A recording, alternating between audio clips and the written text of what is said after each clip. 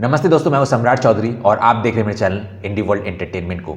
और आज का जो टॉपिक है रॉ। तो बेसिकली बांग्लादेश को भी पता है कि रॉ कितने आगे है। बांग्लादेश के सारे जो खुफिया एजेंट्स हैं, खुफिया जो एजेंसीज हैं, उनसे रॉ कितना आगे है वो भी जानते हैं। तो आज का जो वीडियो है वो रॉ के बारे में बांग्लादेश मीडिया बोल रहे हैं। आने वाले वीडियोज़ में आपको पता चलेगा, जो कि मैं आपको दिखाऊंगा कि बांग्लादेश एक्चुअली क्या प्लानिंग कर रहा है, क्या स्ट्रेटेजी है उनकी। वो सब कुछ जो है आने वाले वीडियोज़ में आपको पता चलेगा। आज का वीडियो जो है बहुत एन्जॉयमेंट के लिए है, क्योंकि ये प्योर एन्जॉयमेंट है। बांग्लादेश मीडिया रॉ की जो स्किल्स है उसके बारे में बता रहे हैं, और उनके जो सब्सक्राइबर्स हैं, कमेंटर्स हैं, बेसिकली वो ये दर्शा रहे अपने फ़नी कमेंट्स के थ्रू कि बांग्लादेश, इनफैक्ट कोलकाता से भी बहुत सारे लोग, वेस्ट बंगाल से भी बहुत सारे लोग जो है कमेंट्स किए हैं, बहुत फ़नी कमेंट्स हैं।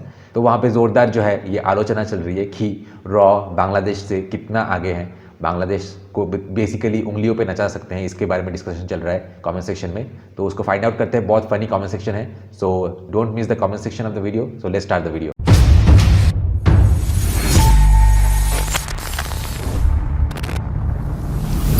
दोस्तों, इन्वेस्ट करने के लिए मल्टीपल अपॉर्चुनिटीज अवेलेबल है इंडी वर्ल्ड की तरफ से। फर्स्ट ऑफ ऑल, मेरा जो इंडी वर्ल्ड चैनल है, यहाँ पे जॉइन फीचर, उसके बाद shopping, sponsors, multiple earning option जो है वो एनेबल हो चुका है। तो इसको प्रॉपरली मैनेज करने के लिए मुझे एक इन्वेस्टर और पार्टनर चाहिए, और एक छोटा सा इन्वेस्ट करके ही जो है आप इंडी वर्ल्ड और उसके साथ ही एससी म्यूजिक दोनों चैनल्स का पार्टनर बन सकते हैं। और इसके साथ साथ ही मेरा जो मेन फोकस है, मेरा आईवेव प्रोजेक्ट नॉर्थ ईस्ट के म्यूजिक और मूवी इंडस्ट्री के लिए डेडिकेटेड है। I am working in Sikkim right now, और एक दो गाने और शॉर्ट फिल्म शूट करने के बाद ही यहाँ के गवर्नमेंट जो है काफी फंडिंग और काफी सपोर्ट मिलता है यहाँ के गवर्नमेंट से। तो अगर आप इन सब चीजों में मेरा पार्टनर और इन्वेस्टर बनना चाहते हैं तो मुझे कांटेक्ट कीजिए इस नंबर पे। ভারতের চৌকস গোয়েন্দা সংস্থা भारत की स्मार्ट खुफिया एजेंसी रॉ, जिसकी देश के बाहर खुफिया जानकारी कलेक्ट करना मेन रिस्पॉन्सिबिलिटी है। उनके पास स्ट्रॉन्ग फिजिकल और इंटेलेक्चुअल एबिलिटीज के साथ साथ साइन लैंग्वेज, साइबर स्किल्स भी होना चाहिए। इतना सब कुछ होने के बाद वे अपनी पहचान सीक्रेट रखते हुए अपने ऑपरेशंस का मैनेज कैसे करते हैं?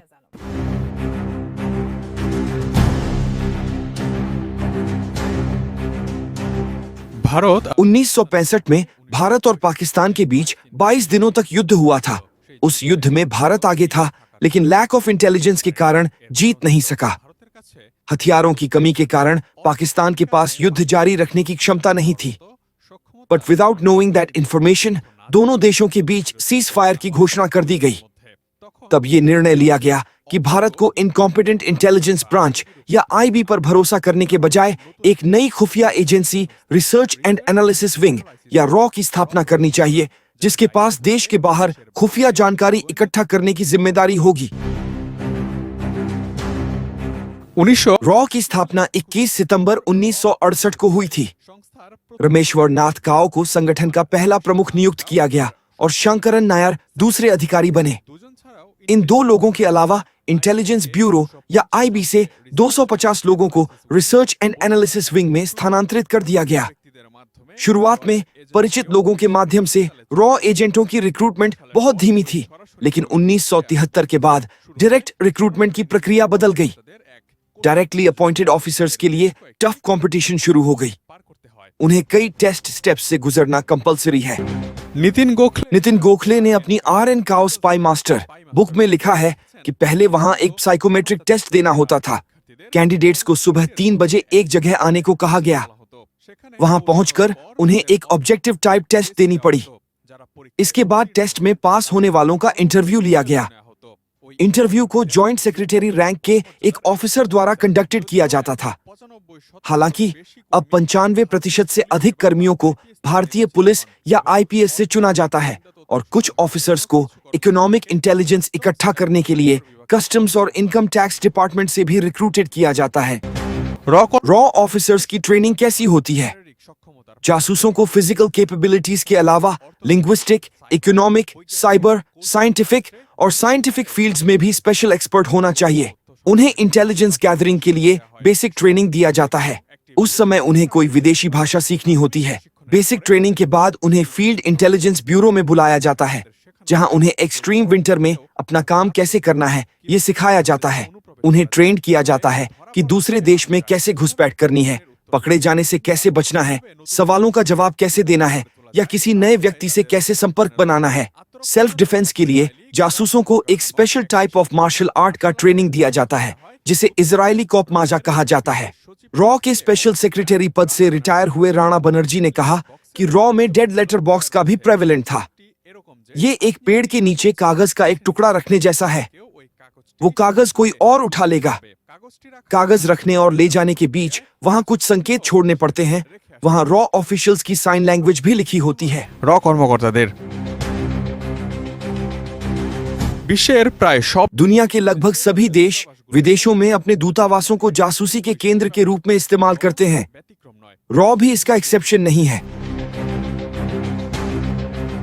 নানা প্রশিক্ষণ जासूसों के बीच हमेशा ये डर बना रहता है कि वेरियस ट्रेनिंग या नाम बदलने के बाद भी उनकी पहचान एक्सपोज्ड हो जाएगी। অনেক সময় अक्सर ये एजेंट भी डुप्लीकेट बनाए जाते हैं। প্রকাশ পেয়ে গেলে आइडेंटिटी एक्सपोज्ड होने पर एजेंटों को उस देश से एक्सपेल्ड कर दिया जाता है।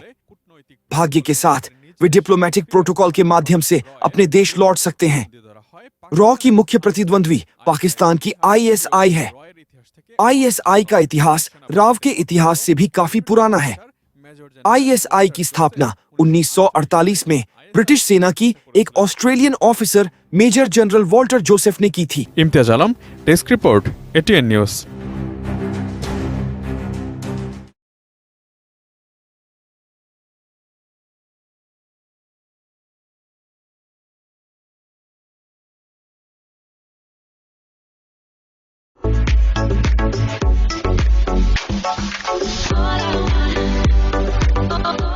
तो सबसे पहले मोहम्मद राज इस्लाम ने कहा है कि एक तरफ रॉ और दूसरी तरफ हमारे बांग्लादेश के गाय खाने वाले स्पाइस। इन गाय खाने वाले स्पाइस को सिर्फ गायों के लिए घास काटना आता है। उसके बाद गोगो पाक 69 ने लिखा है कि मुझे तो लगता है कि डॉक्टर यूनिस भी रॉ के ही एजेंट है, क्योंकि एक तरफ वो इंडिया का इतना विरोध करते हैं और दूसरी तरफ इंडिया से अंडा, प्याज, ब्लैक पेपर सब इंपोर्ट करते ही जा रहे हैं। उसके बाद तापोश अधिकारी ने कमेंट किया कि वर्ल्ड में सबसे बड़े स्पाइस है एटीएन न्यूज के रिपोर्टर्स। इन्होंने ऐसा क्यों कहा वो आपको आने वाले कमेंट्स में पता चल जाएगा। एक्चुअली रॉ के जो रिक्रूटमेंट या फिर जो भी काम के जो प्रोसीडियर्स है वो हाईली सीक्रेट रहते हैं, बट एटीएन न्यूज के जो रिपोर्टर्स है अभी इस रिपोर्ट में बहुत सारे सीक्रेट चीजें जो किसी को भी पता नहीं, रॉ एजेंट्स को भी पता नहीं, वो बता रहे थे। तो इसलिए इन्होंने सार्कास्टिकली जो है ये कॉमेंट किया है। उसके बाद भूत साइलेंट 7789 ने कॉमेंट किया कि और बांग्लादेश के स्पाइस ठीक से लुंगी भी नहीं ढूंढ सकते। उसके बाद फ्रीलैंड ने कमेंट किया कि रॉ अगर दूसरे देशों का हार्म ना करके पहले खुद के देश में लैट्रिन का निर्माण करते तो शायद स्वच्छ भारत होता। जिसके रिप्लाई में मैंने लिखा है कि जिस दिन भारत देश से तुम्हारे जैसे सारे बांग्लादेशी मूल्यों को जड़ से उखाड़ फेंकेगा और देश से बाहर खदेड़ देगा, उस दिन सही मायनों में स्वच्छ भारत होगा।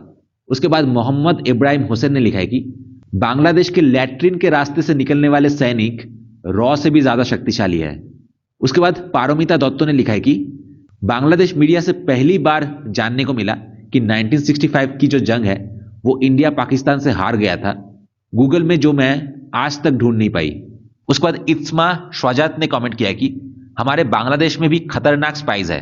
अगर आपको नहीं पता तो शाम को चाय के दुकान के अंकलों के अड्डे में या फिर मोहल्ले के आंटियों के साथ बैठिए, किसके लाइफ में क्या चल रहा है ये सारे खुफिया जानकारी आपको उनसे मिल जाएंगे। उसके बाद नोवेल दास ने लिखा है कि हमारे देश के स्पाई एजेंसी खुद अपने देश के शहरों की जानकारी नहीं दे सकते हैं और इनको अगर विदेश में भेजा जाए तो ये लोग वही सेटल होके बांग्लादेश कभी नहीं लौटेंगे। उसके बाद फरहान आलम ने लिखा है कि रॉ बहुत बड़ा टेररिस्ट है। जिसके रिप्लाई में मैंने लिखा है कि रॉ शायद वो पहला एजेंसी है जो टेररिस्टों के लिए टेररिस्ट है। उसके बाद वॉच टाइम ने लिखा है कि क्या रॉ बांग्लादेश में भी काम करता है। काफी अच्छा सवाल पूछा है इन्होंने। मैं तो कहता हूं जिस तरीके से कनाडा में बहुत सारे खालिस्तानी लीडर्स की एक के बाद एक पत्ता साफ हुआ, मैं तो कहता हूं कि बांग्लादेश में भी जो ये इंडिया के अगेंस्ट ये सब बोल रहे हैं जो कि मेन लीडर्स हैं, इनका पत्ता थोड़ा साफ करवा दो और फिर उनको अच्छी तरीके से पता चल जाएगा कि रॉ बांग्लादेश में काम करता है कि नहीं। उसके बाद नेतन्याहू ने कमेंट किया कि मैं बांग्लादेश से हूं और मैं रॉ में काम करना चाहता हूं। उसके बाद पीयूष मंडल ने कमेंट किया कि बांग्लादेश का स्पाई खुद यूनुस चाचा है। उसके बाद डेल ने कमेंट किया कि भले ही इंडिया वास्तव में कोई जंग नहीं जीत पाता है, लेकिन इंडिया अपना वो सपना अपने फिल्मों के जरिए पूरा करता है। जिसके रिप्लाई मैंने लिखा है कि मतलब तुम इंडियन फिल्म्स देखते हो, लेकिन इंडियंस ने बांग्लादेश फिल्म देखना तो दूर, कभी बांग्लादेश फिल्मों के बारे में सुना भी नहीं, और इससे ही हमारे औकात के बीच जो डिफरेंस है वो पता चलता है। और मद्रासा छाप जोकर जरा सा भी अगर हिस्ट्री पढ़ा होता तो जानता कि अगर इंडिया कोई जंग नहीं जीतता तो आज भी बांग्लादेश पाकिस्तान का छमिया और रखेल होता, क्योंकि बांग्लादेश की कोई वजूद ही नहीं होती। उसके बाद विश्वजीत सरकार ने कमेंट किया कि सबसे बड़ी बात है कि रॉ में कैसे और किसको रिक्रूट किया जाता है ये इतना खुफिया जानकारी है कि खुद रॉ एजेंट्स को भी नहीं पता, लेकिन कंगलू लोग जान के बैठे हैं। So funny. उसके बाद एडेनी ने कमेंट किया कि रॉ कैसे काम करता है वो अमेरिका, कनाडा, चाइना नहीं समझ पाया और बांग्लादेश का एक न्यूज चैनल समझ गया। Joke of the year. उसके बाद अमदादुल हक ने लिखा है कि भारत के स्पाइस खतरनाक है लेकिन जगह जगह में पकड़े जाते हैं। उसके बाद अब्दुल हमीद ने लिखा है कि रॉ मुक्त बांग्लादेश चाहिए।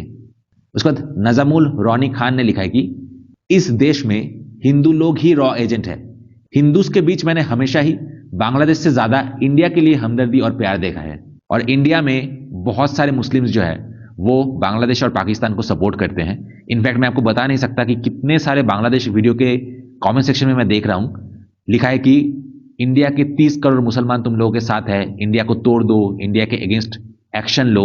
ये सब जो है इंडियन मुस्लिम्स या ऐसे ऐसे कमेंट्स कर रहे हैं बांग्लादेश वीडियोस के नीचे। इन लोगों को अगर पकड़ा जाए, मतलब सीरियसली लात मार के देश से बाहर निकाल देना चाहिए, और बदले में जो है हमें बांग्लादेश के साथ एक डील करना चाहिए कि हिंदूज को जो है इंडिया में भेज दो और हमारे देश के जो मुस्लिम हैं जो कि ये सब बांग्लादेश में सपोर्ट करते हैं, बांग्लादेश या फिर पाकिस्तान को सपोर्ट करते हैं, इनको लात मार के जो है बाहर भेज देना चाहिए पाकिस्तान और बांग्लादेश में।